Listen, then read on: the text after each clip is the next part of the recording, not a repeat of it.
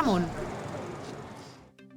Y lo revisamos hace algunos minutos, la discusión ya está instalada. La diputada del Partido Humanista, Pamela Giles, presentó un proyecto para el retiro de los fondos de las AFP. Esta vez no sería el 10%, sino que la totalidad de los ahorros previsionales. Otros parlamentarios, tanto del oficialismo como la oposición, también presentaron alternativas para sacar los montos. Revisamos estas propuestas junto a Jorge Rojas Vallejo, doctor en Economía y académico de la Facultad de Economía y Negocios de la Universidad Andrés Bello. Jorge, muchas gracias por acompañarnos en la mañana informativa. Muy buenos días, muchas gracias, Mario. Jorge, no habíamos visto una iniciativa como esta, que ya se ingresó como proyecto de ley al Congreso Nacional, un retiro de la totalidad de los fondos previsionales. ¿Cómo analizas esta medida? ¿Cuáles serían los efectos para nuestra economía de darse esa situación? Bueno, la verdad es que esto tiene efectos como todos los shocks económicos de corto, mediano y largo plazo, y también va a depender de la forma en que se implemente esta política pública. Si se hace de manera gradual, es probable que los efectos sean menos severos, aunque por supuesto los efectos en el largo plazo probablemente van a ser de la misma magnitud. Si se hace esta política pública donde las personas pueden retirar el 100% de sus fondos en una sola vez, eso va a afectar de manera inmediata el mercado de capitales chileno. ¿Por qué? Porque las administradoras de fondos de pensiones van a tener que salir a vender. Por lo tanto, eso va a generar una caída fuerte en el mercado, lo que significa que las personas cuando entran a ver su fondo van a estar viendo, por ejemplo, 20 millones de pesos, pero cuando les llegue el depósito, van a ver una cantidad que puede ser sustancialmente menor, producto de la caída de los activos en el mercado local. Los que se verían más perjudicados, efectivamente, serían aquellos que están en los fondos más conservadores, en el fondo D, en el fondo E, que tienen una proporción mayor en renta variable chilena. Entonces ese sería, digamos, si es que se hiciera de manera inmediata el retiro. Si se hace de forma gradual, entonces ese efecto puede aliviarse, puede disminuirse la caída, pero de todas maneras los agentes económicos siempre tienden a anticipar este tipo de cosas. Entonces, en el corto plazo, podríamos ver una caída en la bolsa de Santiago y a la vez podríamos observar también una caída en el tipo de cambio, en el precio del dólar. ¿Por qué? Porque tendrían que también liquidar activos en el extranjero, por lo tanto llegarían una mayor cantidad de dólares a la economía chilena, lo cual transitoriamente disminuiría el precio del dólar, lo que a su vez también perjudicaría de cierta manera a través del tipo de cambio a aquellos cotizantes que tienen sus fondos en el A y en el B, que principalmente invierten en renta variable extranjera. Eso pensando, digamos, en el corto plazo. Y en el mediano y largo plazo, el efecto es muy fuerte sobre el sistema de pensiones, porque un retiro, digamos, del 100% de los fondos de las AFP significa que esencialmente estamos liquidando nuestro sistema de pensiones actual, pero con la problemática de que aún no tenemos una discusión, una idea sobre el sistema de pensiones futuras. Y de esta manera, digamos, no sabríamos qué va a suceder con los adultos mayores una vez que jubilen. Entonces estaríamos haciendo un aumento, digamos, de la incertidumbre respecto de eso. Incluso pensadores libertarios como Hayek planteaban un sistema de pensiones mínimo. ¿Por qué? Porque es evidente que las presiones del presente son mucho más fuertes que las presiones del futuro. Y esto significa que las personas tienden a ignorar un poco lo que va a pasar en el futuro cuando están problemados en el presente. Y tienden, por supuesto, a utilizar sus ahorros. Y por eso es que el sistema, digamos, tiene esta componente obligatoria en el sentido de evitar justamente que se puedan utilizar estos dineros para situaciones presentes, cuando en realidad su objetivo es el futuro. Jorge, sí, justamente te quería hacer una pregunta respecto de eso, porque hay algunas medidas que están considerando integrar algunos incentivos, por ejemplo, para que la gente al retirar todos los fondos no los gaste inmediatamente. Pero ¿qué tan factible es eso, a pesar de los incentivos? ¿Qué tan factible es que la gente no gaste inmediatamente gran parte de los ahorros si es que se retira la totalidad, a pesar de estos incentivos que se están proponiendo? La verdad es que va a depender de cada uno de los cotizantes. puede que haya cotizantes más informados y que efectivamente decidan tomar sus ahorros e invertirlos en instrumentos que con la finalidad de mantener ese ahorro para lo cual era su objetivo inicial, que es básicamente la vejez. Pero tendrían que ser incentivos tributarios probablemente muy fuertes, acompañados sin lugar a dudas de una campaña educacional, porque hay distintas encuestas de la Superintendencia de Pensiones que muestran que existe un enorme desconocimiento de cómo funciona el sistema. Ya se desconoce la parte del ahorro, del pilar voluntario, digamos, del ahorro previsional voluntario, se desconoce cómo funciona por gran parte de los cotizantes. Incluso hay una encuesta de la Superintendencia que habla de que entre el 2 y el 5% de las personas conocen los requisitos para postular a la pensión básica solidaria, que es el otro pilar del sistema. Entonces, que no se gasten estos recursos y que se inviertan para el objetivo original va a depender mucho del nivel educacional de los individuos. De hecho, hay muchos estudios que muestran que el nivel educacional es más importante que el nivel de ingresos en áreas tales como la salud. Y en el tema previsional no es ninguna excepción a eso. Entonces, además que hay un desconocimiento de qué tipo de instrumentos. O sea, voy a invertir estos ahorros en un fondo mutuo, los voy a invertir en acciones chilenas, lo voy a invertir en el extranjero. ¿Cómo lo voy a invertir? Porque uno podría a lo mejor saber que quizás la renta variable en Estados Unidos es más conveniente que la renta variable en Asia, o que tiene un menor nivel de riesgo, etcétera. Pero la pregunta entonces es, ¿cómo hago yo esa inversión en el extranjero? ¿Tendrá, digamos, el cotizante promedio la capacidad de poder decir voy a invertir un porcentaje de mi ahorro en Estados Unidos, otro en Asia, otro en Europa y el resto en Latinoamérica? Como para poder diversificar estos ahorros. Entonces es ahí donde está la problemática. Obviamente que existen las corredoras, hay 27 corredoras que funcionan en Chile aproximadamente.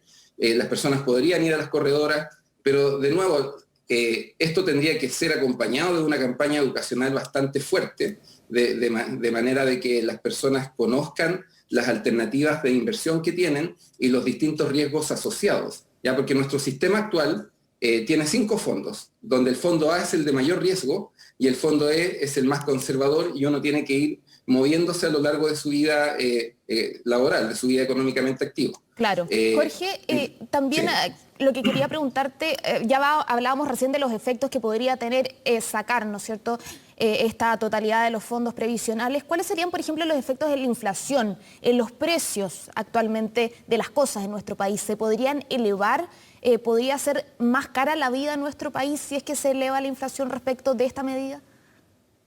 Sí, ya, o sea, la pregunta es si, o sea, eso se debería observar, ya, especialmente porque creemos que, o sea, yo creo en lo personal que las personas no tienen suficiente educación financiera para poder tomar una decisión de inversión con el objetivo original de los fondos, que era para la vejez. Entonces, y el apremio, digamos, que ha generado la pandemia, también va a obligar, digamos, a muchos hogares a pagar deuda, pero también probablemente va a impulsar el consumo.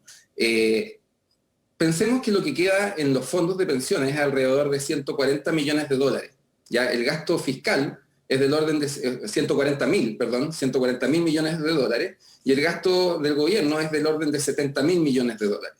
Entonces la cantidad de dinero que llegaría sería el doble de lo que gasta el gobierno en un año normal, y eso sin lugar a dudas que por mucho que las personas inviertan, la inmensa mayoría probablemente lo puede, o sea, un grupo importante va a gastar, y esto podría generar una presión inflacionaria.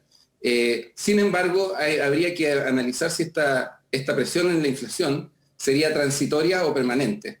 ¿Ya? Y eso va a depender un poco de la respuesta del Banco Central. Ahora, ¿qué sucede? Que estamos en un proceso constitucional, estamos en un proceso constituyente, que le agrega incertidumbre, digamos, a todo este escenario. Por lo tanto, si va a ser una inflación transitoria o permanente, no es totalmente independiente de lo que está pasando con el proceso constitucional. Entonces, hay muchas variables que van a estar en juego, pero en mi opinión, al igual como lo ha sucedido, digamos, con los retiros anteriores, va a haber un estímulo en el consumo que va a venir acompañado probablemente con una mayor inflación.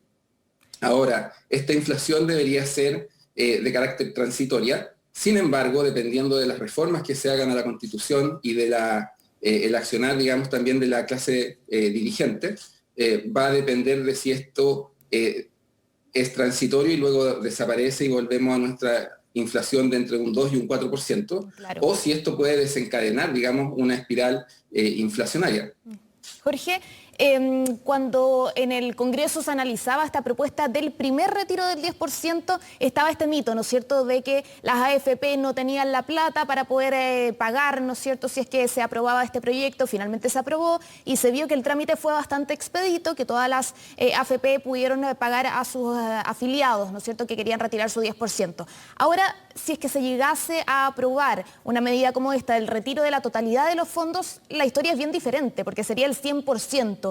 ¿Cómo las AFP o tienen las AFP la capacidad de rescatar todos esos recursos para entregar de inmediato el 100% del fondo que tiene cada uno de los afiliados? Claro, eso es lo que conversamos al principio, que va a depender de cómo se haga esto, si se hace de manera gradual o si se hace de manera inmediata. Porque la gradualidad lo que nos permitiría es justamente disminuir el impacto inmediato, o sea, el impacto bajo el shock que podría generar algo de este tipo, porque vamos a tener AFPs que van a estar sometidas a una tremenda presión para entregar esos recursos, y por lo tanto, si salen a vender todos los activos financieros en los que han invertido, sin lugar a dudas que en la Bolsa de Santiago, que es una bolsa de comercio pequeña comparado con otras bolsas del mundo, el efecto se va a observar. Ya no se va a observar, digamos, si estamos con activos que tenemos en Alemania, en Estados Unidos, en China, porque nuestra contribución es marginal comparado con el tamaño completo de esos mercados. Pero en el caso chileno, muchas AFP son parte de los 10 inversionistas más importantes de distintas empresas. Entonces, probablemente, si se hace de manera inmediata, se van a observar resultados. De hecho, el día de ayer el IPSA cayó cerca de un 4%, ya un 3.8%, dado el anuncio. Ya el IPSA venía recuperándose, ya este indicador bursátil que muestra la rentabilidad del mercado promedio, venía recuperándose después de la tremenda caída que tuvo la semana posterior a las elecciones del 16 de mayo, me parece. Entonces se venía recuperando de una caída de aproximadamente 10-12%. Sin embargo, ayer, bajo este nuevo anuncio, el mercado vuelve a reaccionar con este nerviosismo que generan, digamos, políticas que plantean cierta incertidumbre. A lo que se sumaría ahora, también se hace de manera gradual. A lo que se sumaría también el retroceso de las cuarentenas, según tengo entendido. También. O sea, las cuarentenas generaron una mala noticia. Entonces, efectivamente, o sea, hay muchas variables que generan incertidumbre. Las cuarentenas, el anuncio de cuarentenas, el retroceso en fases, pero también este tipo de anuncios. Y bueno, la caída del 12% del IPSA, justo después de las elecciones, también se debe a la incertidumbre que genera la variable política. Claro, y el día de ayer, efectivamente, el ministro de Hacienda, Rodrigo Cerda, decía hay que tener mucho cuidado con las medidas que se anuncian, con las propuestas que se anuncian, porque tienen efectos en el mercado. Ahora, ¿cuál sería el efecto final en las pensiones? ¿Quién asume el costo finalmente si es que se llega a retirar este 100%? ¿El Estado puede asumir ese costo de las pensiones? Por ejemplo, ¿qué podría pasar? ¿Se podría, para asumir ese costo, quizás bajar el presupuesto a la salud, a la educación? ¿Cuáles serían los efectos y el Estado está capacitado para asumir ese costo? La verdad es que es un costo enorme, ya es un costo enorme que el Estado no tiene los ahorros suficientes para poder asumirlo. No creo que ningún gobierno en ejercicio tenga, digamos, el peso político, la maniobrabilidad política para poder decir vamos a disminuir en estos programas. Probablemente quisieran, o sea, no podrán disminuir ni los programas de salud, ni los de educación. Si tratan de hacerlo con cultura, como en algunas ocasiones se ha intentado, probablemente puedan tener que retroceder, lo mismo con deporte. Entonces, muy difícil que un gobierno pueda, salvo situaciones excepcionales como ha sido la pandemia, reasignar fondos. Y aunque hicieran esa reasignación, la cantidad de dinero asociado a los fondos de pensiones es tan grande, ya 140.000 millones de dólares sería en este caso aproximadamente, que es demasiado, ¿ya? Y asumir deuda respecto de esto también sería demasiado. Entonces, por eso es que es compleja la situación. Deberíamos, antes de estar haciendo este tipo de propuestas, proponer, digamos, qué tipo de sistema de pensiones es el que queremos. Porque reasignar recursos de distintas partidas presupuestarias para poder cubrir esto no va a ser suficiente, ¿ya? Se van a tener que hacer otras medidas y vender, digamos, empresas públicas, es decir, privatizar empresas públicas para poder financiar esto tampoco tiene mucho sentido. Entonces, la verdad es que es una situación altamente compleja y creo que lo más sensato sería discutir el sistema de pensiones que se quiere tener antes de pensar en este tipo de reformas tan radicales. Claro, Jorge, vamos a ver entonces cómo avanzan estas propuestas en el Congreso Nacional. Jorge Rojas Vallejos, doctor en Economía y académico de la Facultad de Economía y Negocios de la Universidad Andrés Bello. Muchas gracias por acompañarnos. Muchas gracias por la invitación.